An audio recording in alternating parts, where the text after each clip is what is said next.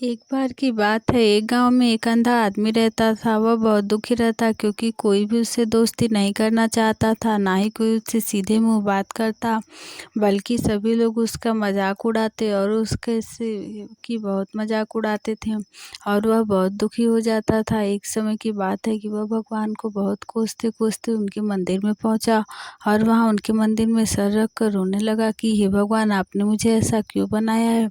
मेरी क्या गलती थी जो आपने मुझे ऐसा बनाया है? सबको अच्छा बनाया तो मुझे अच्छा क्यों नहीं बनाया? ऐसा आपने क्यों किया? तब वहाँ रोते-रोते उसकी आँख लग गई और वह गहरी निद्रा में सो गया।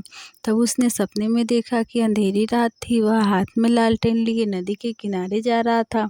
वहाँ कुछ लड़के आए और वहाँ आकर उसका मजाक उड़ाने लगे। सभी लड़कों ने पूछा कि अरे भाई, तुम हाथ में लालटेन लेकर कहाँ जा रहे हो? क्या तुम इससे देखने की कोशिश कर रहे हो? इससे तो तुम्हें कुछ दिखाई देने वाला नहीं है। तुम्हारे हाथ में लालटेन हो या ना हो, उससे तुम्हें क्या फ़र्क पड़ता है?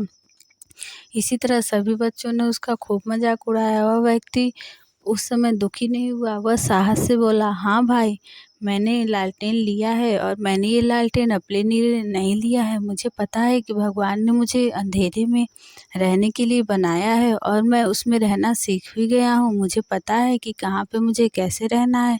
ये लालटेन तो मैंने आप लोगों के लिए लिया है क्योंकि आप लोगों को दिन के उजाले में रहने की, चलने की, देखने की आदत है।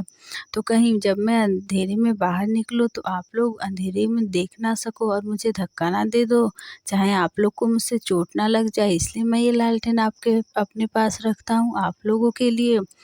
और इसी तरह उस अंधे व्यक्ति ने उन लोगों को बहुत सारी बातें सुनाई। तभी बच्चों को अपने किए पर शर्मिंदगी हुई और उन्होंने उससे क्षमा याचना की और कहा कि आज से हम तुम्हारे दोस्त हैं और हम तुम्हारे साथ ही रहेंगे। आज से हम किसी को भी तुम्हारा मजाक नहीं उड़ाना चाहिए, नहीं उड़ाने देंगे।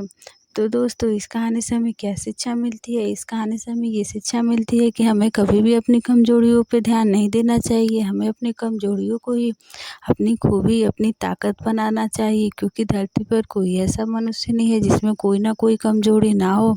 भगवान ने किसी को भी सर्वगुण संपन्न नहीं बनाया है। इसलिए हमें अपनी कमजोरियों को अपनी ताकत बनाना, कमजोरियों को अपनी ताकत बना